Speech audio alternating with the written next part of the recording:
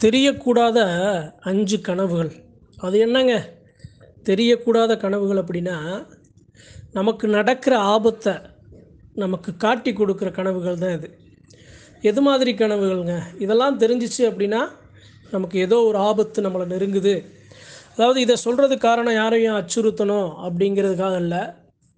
இது தெரிஞ்சுச்சு அப்படின்னா, கொஞ்சம் கவனமாக இருக்கணுங்கிறதுக்காக தான் இத நான் பகிர்ந்து கொள்ள ஆசைப்படுறேன். சரிங்க. அப்படி என்ன கனவு தெரியக்கூடாது? இந்த புகை இருக்கு பார்த்தீங்களா? புகை. இப்ப எப்படி ஒரு விறக வச்சு தீ எரிக்கும்போது ஒரு புகை வரும். அதுக்காக நாம கற்பூரம் சுடும்போது கூட தான் புகை வருது. சாம்பிராணி போடும்போது தான் புகை வருது. அதுக்கு இதுக்கு வித்தியாசம் நெறைய இருக்கு.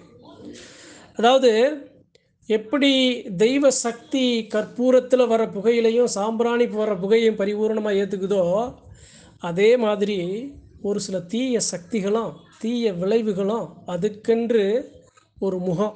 அதுதான் இப்ப நான் சொல்லப் போற புகை. சரிங்க. முதல்ல ஒவ்வொன்னா சொல்லி வரேன். நடந்தது உண்மைங்கிறதுனால அன்பர்கள்ட்ட பகிர்ந்து கொள்ள ஆசைப்படுறேன். ஏன்னா, இது போன்ற விஷயங்கள நாம கற்பனையா ஜோடிக்கக்கூடாது. அது மாபெரும் தப்பு, பாவம். முதல்ல ஒருத்தருக்கு ஒரு ஆபத்து நடக்கப் போது. அவருக்கு இல்ல, அவர சுத்தி அவர நெருக்கமா இருக்கிறவங்களுக்கு ஏதோ ஒரு ஆபத்து நடக்கப் போது.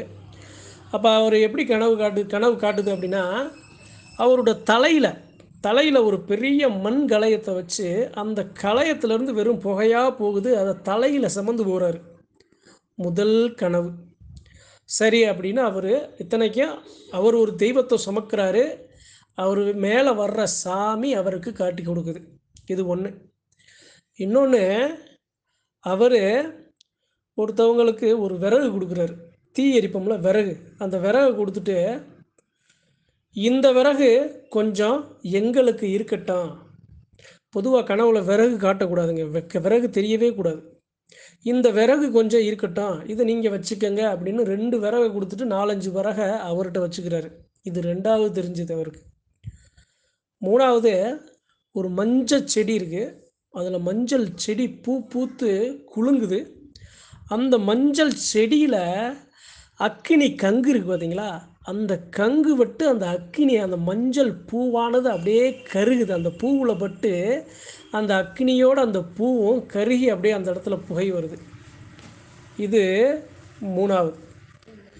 4வது, ஒரு பிள்ளை அழுதுகிட்டே இருக்கு. ஒரு அம்மாட்ட இருக்கு ஒரு பிள்ளை அழுதுகிட்டே இருக்கு.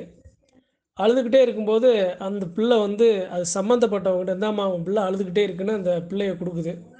அந்த அம்மா அந்த பிள்ளைய வாங்கிட்டு வீட்ல வைக்கும்போது அந்த பிள்ளை மலம் கழிக்குது. ஆய் போகுதுன்னு சொல்லுவாங்கள்ல. மலம் கழிச்ச உடனே அந்த அந்த அம்மாவுக்கு, "ஐயோ! பாப்பா இப்படி இது மாரி ஆயி போயிருச்சே! நம்ம வேற துணி எடுத்து அத மாத்தணுமே, சுத்தம் செய்யணுமேன்னு" ஒரு இடத்துக்கு போகுது. அந்த இடத்துல ஒரு துணி எடுக்க போகுது. அந்த துணி எடுக்க போற இடத்துல ஒரு அம்மா சேலை குடுக்குது. அந்த குடுக்குற சேலைய அந்த அம்மா வாங்கி கையில வைக்காம, பையில வைக்காம தலையில வச்சுட்டு வருது. தலையில வச்சுட்டு வரும்போதேவும் இடையில ஒரு அம்மா "இந்தாம்மா மாவு. இந்த மாவு புடிச்சபடி இந்த மாவு இந்தாம்மான்னு" ஒரு கையில மாவ குடுக்குது. அந்த மாவ தின்னுக்கிட்டேவும் அந்த அம்மா வருது. இடையில இன்னொரு அம்மா "இந்தாம்மா நீ பூ வச்சுக்க.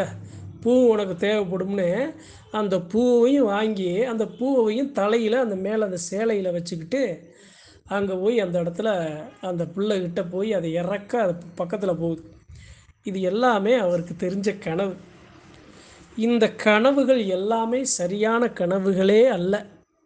ஒரு ஆபத்தை, அதாவது எப்படி சொல்றது அப்படின்னா, ஒரு மரணத்தை அல்லது ஒரு பெரும் கஷ்டத்தை ஏற்படுத்துற மாரி இருந்தா தான், இது போன்ற கனவுகள் வரும். இதில எல்லாத்தையும் நீங்க கவனிச்சீங்கன்னா, அவருக்கு தெரிஞ்ச எல்லா கனவுகள்லயும் புகை அதிகமா இருக்கும். மஞ்சள் பூ அக்கினியில கருகுறது. அதே சமயம் தலையில அந்த மண் கலயத்தில அந்த புகையோட செமந்து போறது. அதே சமயம் எரியிற அந்த அந்த எரிக்கிற விறக 2 விறக குடுத்துட்டு 4 விறகு எனக்கு இருக்கட்டும்னு சொல்றது. அதே சமயம் அந்த பிள்ளை ஆயி போறது. அந்த இடத்துல போய் துணி எடுக்க போகும்போது, துடைக்க துணி எடுக்கும்போது ஒரு அம்மா ஒரு புது சேலை குடுத்து, அந்த புது சேலைய தலையில சுமந்து வர்றது. இதில என்னங்க அதில ஒண்ணும் அக்கினியே வரல, புகையே வரல நீங்க நெனைக்கலாம். அந்த இடத்துல தலையில சுமந்து ஒரு சேலைய எப்ப சுமந்து வருவாங்க தெரியுங்களா? ஒரு துக்க நிகழ்வு நடக்குது அப்படின்னா அந்த இடத்துல கோடி போடுவாங்க. பெண் வீட்டு பிள்ளைகள். அப்போ என்ன பண்ணுவாங்கன்னா, புது சேலை எடுத்து அந்த யார் இறந்துருக்காங்களோ அவங்களுக்கு சாத்துவாங்க. அந்த சேலைய தலையில தான் சுமந்து போவாங்க. மரக்கா வச்சு, அந்த மரக்கா மேல நெல்ல வச்சு, அந்த சேலைய வச்சு தலையில சுமந்து போவாங்க. தலையில சுமந்து போறது மட்டும் இல்லாம, அந்த அ எப்படி சொல்றதுன்னா, அந்த இடையில ஒரு அம்மா வந்து மாவு கையில மாவு ஒரு சில மாவு இருக்குன்னா, அந்த மாவ வச்சு அந்த படையல போட்டு கும்பிடுவாங்க. யாரு? இறந்தவங்களுக்கு. ஒரு பூவும் குடுக்குறாங்க. இறந்தவங்களுக்கு மாலை போடுவாங்க. அப்ப அந்த தலையில அந்த கோடி அந்த நெல்லோட அந்த சேலைய கொண்டு போகும்போது மாலையும் வாங்கிட்டு போவாங்க. அப்ப அதுக்கு தான் அந்த இடத்துல பூ. இது எல்லாமே தவறான விஷயங்கள், தவறான நிகழ்வுகள். இது எல்லாமே அவருக்கு தெரிஞ்ச உடனே, அவர் என்ன பண்றாரு, ஒண்ணு தெரிஞ்சுச்சு. கவனமா இல்லாம அவர் பாட்டுக்கு இருந்தாரு. தொடர்ந்து 2, 3, 4 அவர் மேல இருக்கிற சாமி ஏதோ தவறு நடக்கப் போகுது அப்படின்னு வலியுறுத்திக்கிட்டே இருக்கு. ஆனா, அத அவரு சரியா பிடிபடாம, கடைசியில அங்க ஒரு ஒரு இழப்பு. அவருக்கு ஒரு பெரும் இழப்பு நடக்குது.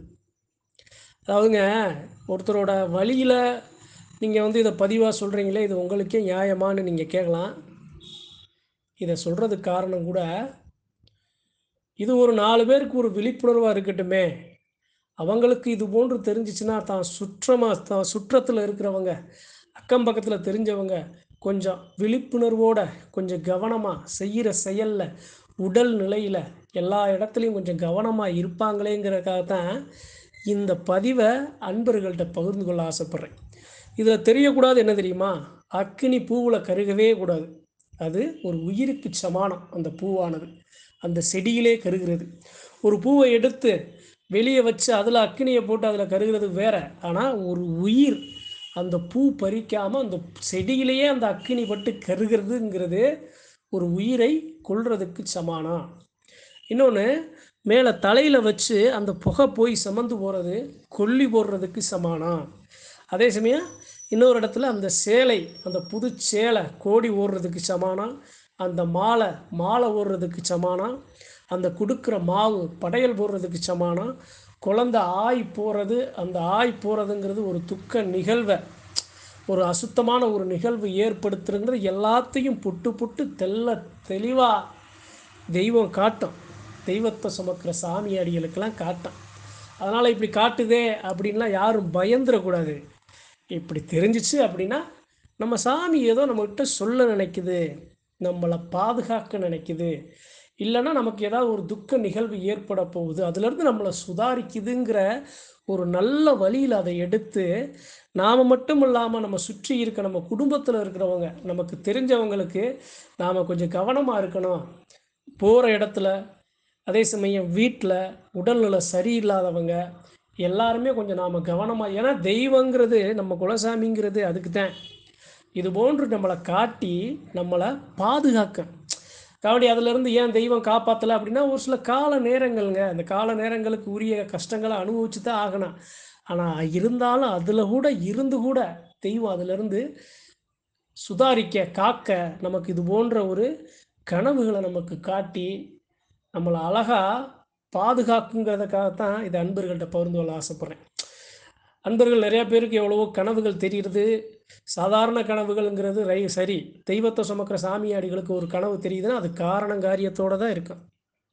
நான் ஒரு விஷயத்த நினைக்கிறேன், அந்த விஷயமே எனக்கு கனவுல வந்துச்சுன்னா, அத நான் எடுத்துக்கிற வேண்டிய அவசியமே இல்ல.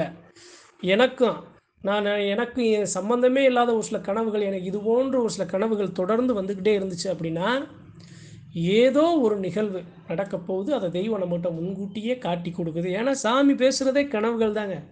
பெரும்பாலும் கனவுகள், அசரீர வாக்குகள், அதே சமயம் முத்து போடுறதுல, அதே சமயம் அருள் வாக்குல, குடுக்குற விபூதியில, குடுக்குற எலுமிச்சங்கனியில, குடுக்குற பார்க்குற பார்வையில, சாமியாடி பார்க்குற பார்வையில, இதுதான் தெய்வம் பேசுற வழிமுறைகள். அந்த வழிமுறைகள்ல தான் நம்மகிட்ட தெய்வம் சொல்ல வேண்டியத சொல்லி நம்மள காக்கும். அதிலிருந்து நாம புரிஞ்சு, அத நாம சரியா நம்மளை நாமே பாதுகாக்கணுங்கிறதுக்காகத்தான் இந்த பதிவு அன்பர்கள்ட்ட பகிர்ந்து கொள்ள ஆசைப்பட்டேன். நன்றி, வணக்கம். மற்றும் ஒரு பதிவில் சந்திப்போம்.